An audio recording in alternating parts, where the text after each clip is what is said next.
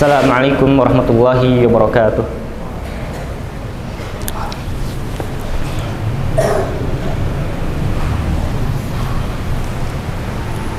Innal hamdalillah nahmaduhu wa nasta'inuhu wa nastaghfiruh wa na'udzu billahi min shururi anfusina wa min sayyiati a'malina. May yahdihillahu fala mudhillalah wa may yudhlil fala hadiyalah. Asyhadu an la ilaha illallah wa asyhadu anna Muhammadan abduhu wa rasuluh. Allahumma shalli wa sallim ala abdika wa rasulika Muhammad. Ballaghar risalah wa adnal amanah wa nasahal ummah wa tarakaha 'alal bayda lailiha kanhariha la yazidu anha illa kana minal harikin. Wa shalawatullahi wa salamuhu alaihi wa ala alihi wa sahbihi wa man tamassaka bi sunnatihi ila yaumil liqa'ih. Ya ayyuhalladzina amanu taqullaha haqqa tuqatih wa la tamutunna illa wa antum muslimun.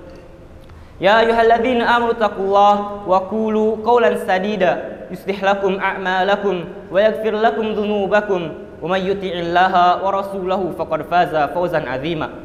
Fa inna asdaqal hadithi kitabullah wa khairal hadi Muhammad sallallahu alaihi wasallam wa syarrul umuri muhdatsatuha wa kullu muhdatsatin bid'ah wa kullu bid'atin dhalalah wa kullu dhalalatin finnar. Azinallahu wa iyyakum minan nar. Ma'asyiral muslimin rahimani wa rahimakumullah. Pertama-tama dan yang paling pertama, marilah senantiasa kita panjatkan puja dan puji kita kepada hadirat Allah Azza wa Jalla atas begitu banyaknya nikmat dan karunia-Nya yang tak terhingga, serta atas rahmat-Nya, izinnya dan kemudahannya kita bisa berkumpul di masjid ini dengan aman dan tentram untuk menunaikan salah satu kewajiban umat Islam, yaitu mendirikan ibadah salat Jumat. Tak lupa dan takkan pernah terlupakan sholawat teriring salam haruslah senantiasa kita curah limpahkan kepada baginda tercinta, baginda yang mulia, Nabi yang selalu kita rindukan akan sosoknya, yaitu ila Nabi Muhammad sallallahu alaihi wasallam yang telah memperjuangkan agama Allah dari yang berjumlah sedikit dan juga kecil hingga kini menjadi banyak dan juga besar, serta kepada para keluarganya, sahabatnya, tabi'in, tabi'ut tabi'in, dan kepada para pengikutnya yang setia mengikuti sunnah Nabi hingga akhir zaman kelak. Ma'asyiral muslimin rahimakumullah.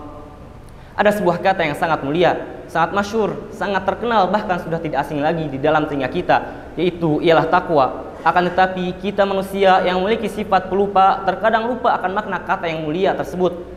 Mengingat Allah dan tidak melupakannya, mensyukuri nikmat yang Allah berikan dan tidak kufur padanya, menjauhi semua larangannya dan mentaati semua perintahnya. Itulah definisi takwa yang diwasiatkan oleh Rasulullah SAW. Allah Azza wa Jalla berfirman di dalam kitabnya, Ya ayyuhalladzina amanu taqullaha haqqa tuqatih wa la tamutunna illa wa antum muslimun. Wahai orang-orang yang beriman, bertakwalah dengan sebenar-benarnya takwa dan janganlah kalian mati kecuali dalam keadaan seorang muslim. Ma'asyiral muslimin rahimakumullah. Allah Azza wa Jalla berfirman di dalam kitabnya, Wa ma khalaqtul jinna wal insa illa liya'budun. Dan tidaklah ciptakan jin dan manusia melainkan untuk beribadah kepadaku.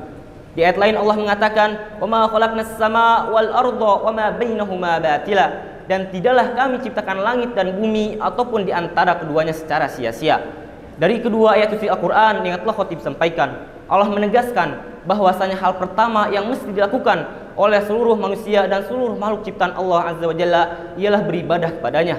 Lalu dalam firman tersebut pula Allah menjelaskan bahwasanya kita diciptakan, kita dilahirkan, kita diwujudkan di dunia ini bukan sekedar untuk bermain-main, bukan pula untuk berleha-leha, melainkan sesungguhnya terdapat tugas yang agung dan juga tujuan yang mulia. Allah mengatakan, Afahasibtum annama khalaqnakum abatha wa annakum ilaina la turja'un. Maka apakah kamu mengira bahwa kami menciptakanmu sia-sia tanpa adanya tujuan, dan kamu mengira bahwa kamu tidak akan dikembalikan kepada kami? Ma'asyiral muslimin rahimakumullah. Jangan sampai kita tertipu oleh tipu daya dunia. Jangan pula kita terlalaikan oleh perkara-perkara yang ada di dunia, dan jangan jadikan dunia ini sebagai tujuan utama. Karena hakikatnya dunia ini bersifat sementara, bersifat sesaat, pasti akan ada akhirnya, pasti akan ada ujungnya, yaitu ialah kiamat kelak yang pasti akan terjadi dan tidak mungkin tidak. Lalu Allah Azza wa Jalla yang telah memerintahkan hambanya untuk beribadah kepadanya, Allah pula akan menguji hamba-hambanya, entah dengan kekayaan ataupun kemiskinan, kebahagiaan ataupun kesedihan, kesenangan ataupun kesengsaraan. Semua itu Allah akan menguji hamba-hambanya untuk mengetahui siapa di antara hamba-hambanya yang paling bertakwa dan beriman kepadanya. Maka berhasillah orang yang berhasil dan gagallah orang yang gagal dalam ujian dan cobaan tersebut. Allah mengatakan, Inna khalaqnal insana min nutfatin amsyaj nabtalihi faj'alnahu sami'an basira. Sesungguhnya kami, kata Allah, menciptakan manusia dari air mani yang bercampur. Maka dari itu, janganlah kalian sombong terkait perkara-perkara yang ada di dunia, dan jangan kalian pulang berbangga dengan apa-apa yang kalian miliki saat ini, karena sejatinya itu semua akan kembali kepada Sang Maha Pencipta, itu ialah Allah Azza wa Jalla. Dan sejatinya kita semua sama, yaitu diciptakan dari air mani yang bercampur. Lantas pertanyaannya, selain Allah Azza wa Jalla memerintahkan hambanya untuk beribadah kepadanya, Allah pula akan menguji hamba-hambanya. Dan Allah pula menjelaskan bahwasanya Allah akan menguji seperti sebagaimana sabdanya, nabtali, kami akan menguji dan memberikannya cobaan. Faj'alnahu sami'an basira, maka kami jadikan dia bisa mendengar dan juga bisa melihat. Sekarang, kenapa kita bisa melihat? Kenapa kita bisa mendengar? Kenapa kita bisa memahami pertanyaan tersebut? Hal itu sangat jelas untuk menyadarkan kita semua bahwa keberadaan kita tidaklah sia-sia. Bukan sekedar untuk bermain, tidur, makan, dan melakukan perintah yang tidak diperintahkan oleh Allah Azza wa Jalla, melainkan kebalikannya, kita diperintahkan untuk beribadah kepada Allah Azza wa Jalla. Ma'asyiral muslimin rahimakumullah. Dalam sebuah hadis panjang yang diriwayatkan oleh Jabir radhiyallahu anhu yang artinya bahwasanya suatu ketika Rasulullah SAW berjalan melewati pasar, sedang manusia berada di sisi beliau. Lalu beliau melewati seekor anak kambing jantan yang kedua telinganya kecil dan ia telah mati. Sambil memegang telinganya, beliau bersabda, siapa di antara kalian yang suka ini seharga 1 dirham? Mereka menjawab, kami sama sekali tidak tertarik padanya. Apa yang bisa kami perbuat dengannya? Beliau bertanya kembali, apakah kalian suka jika ini menjadi milik kalian? Mereka menjawab, demi Allah, kalaupun anak kambing jantan ini hidup, pasti ia cacat, karena kedua telinganya kecil apalagi telah mati. Maka Rasulullah SAW bersabda, fawallahi lid dunya ahwanun Allah min hadza alaikum. Sungguh, demi Allah, dunia itu begitu hina di mata Allah daripada kambing ini bagi kalian. Rasulullah SAW membuat perumpamaan lain terkait dunia ini, yang mana dunia yang kita tinggali saat ini tidaklah ada harganya, tidaklah ada beratnya, meskipun jika kita timbang dengan seberat sak nyamuk.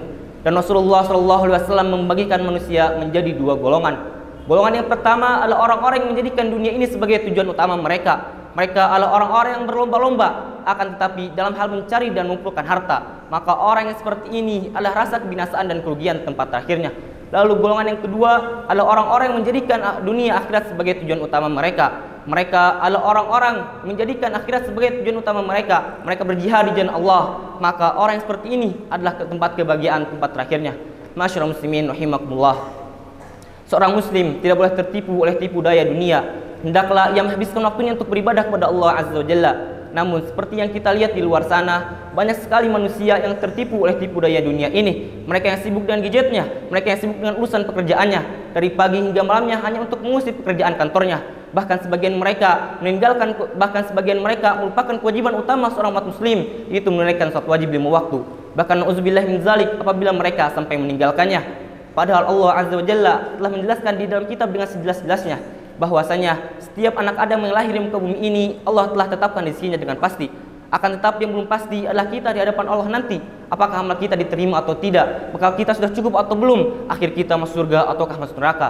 Oleh karena itu, Syekhul Islam Ibnu Taimiyah rahimahullah berkata bahwasanya seorang muslim harus memiliki sifat zuhud dan juga sifat qanaah. Sifat zuhud yaitu sifat qanaah itu merasa cukup dengan apa-apa yang diberikan oleh Allah Azza wa Jalla, dan sifat zuhud yaitu meninggalkan segala sesuatu yang tidak ada manfaatnya di akhirat, serta artinya percaya dan yakin dengan apa yang ada di sisi Allah Azza wa Jalla. Barakallahu li wa lakum fil Qur'anil Karim wa naf'ani wa iyyakum bima fihi minal ayati wa dzikril hakim wa taqabbal minni wa minkum tilawatahu innahu huwas samiul alim.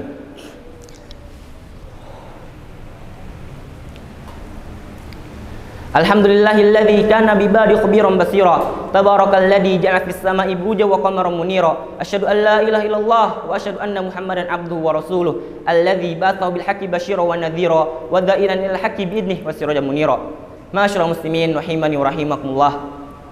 Allah Azza wa Jalla dan Rasulullah sallallahu alaihi wasallam telah memerintahkan seluruh manusia untuk senantiasa membiasakan diri dalam bertaubat. Karena taubat merupakan jalan kebahagiaan, jalan menuju surga, membersihkan hati, menghapus dosa, serta menjadi sebab keridhaan Allah Azza wa Jalla. Imam Ibnu Qayyim al-Jauziyah rahimahullah berkata bahwasanya taubat merupakan awal persinggahan, pertengahan dan juga akhir dari sebuah perjalanan. Seorang hamba tidak boleh luput darinya kecuali hingga ajal menjemputnya.